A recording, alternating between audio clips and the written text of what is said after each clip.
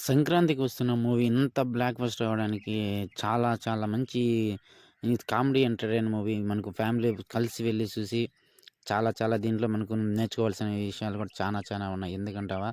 Family వల్ల మనకు ఏ విధంగా డిస్ట్రిబ్యూట్ మ్యారేజ్ అయిన తర్వాత ఏ విధంగా ఇలా సమస్యలొస్తాయి. దాని గురించి మనం పూర్తిగా ఆ తర్వాత మన కామెడీ విషయానికొచ్చినామంటే చాలా చాలా బాలే ఉంది. మన 'బుల్‌రాజ్' క్యారెక్టర్ గాని ఇలా చూసినప్పటికి చాలా చాలా మంచి కామెడీ ఎంటర్‌టైన్ ఇప్పుడొచ్చిన భారీ బ్లాక్ బస్టర్ అంటే చెప్పుకోవచ్చు.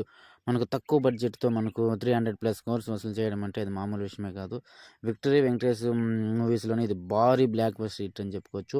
ఈ మూవీ మనకు ఓటీటీలో రావాల్సిన విషయం అందరికీ తెలిసింది. కానీ ఈ ఓటీటీలో రాకుండా మనకు డైరెక్ట్ మనకు టీవీలోనే టెలివిజన్‌లోనే మనకు మూవీ రిలీజ్ చేయడం అంటే మేకర్స్ మనకు చాలా మంచి విషయం అని చెప్పుకోవచ్చు. ఎందుకంటే మనకు ఓటీటీలో ఫస్ట్ తర్వాతే మనకు టీవీలో మనకు ప్రసారమవుతుంది. అదే విధంగా మనకు ఇప్పుడు మార్చి 1 నుండి టీవీల్లో సంక్రాంతికొస్తున్నామని చెప్పి 'విక్టరీ వెంకటేష్' అనిల్ రావిపూడి సినిమా ఒకటి జీ తెలుగులో మనకు శనివారం సాయంత్రం 6 గంటల నుండి మనకు ప్రసారమవుతుంది.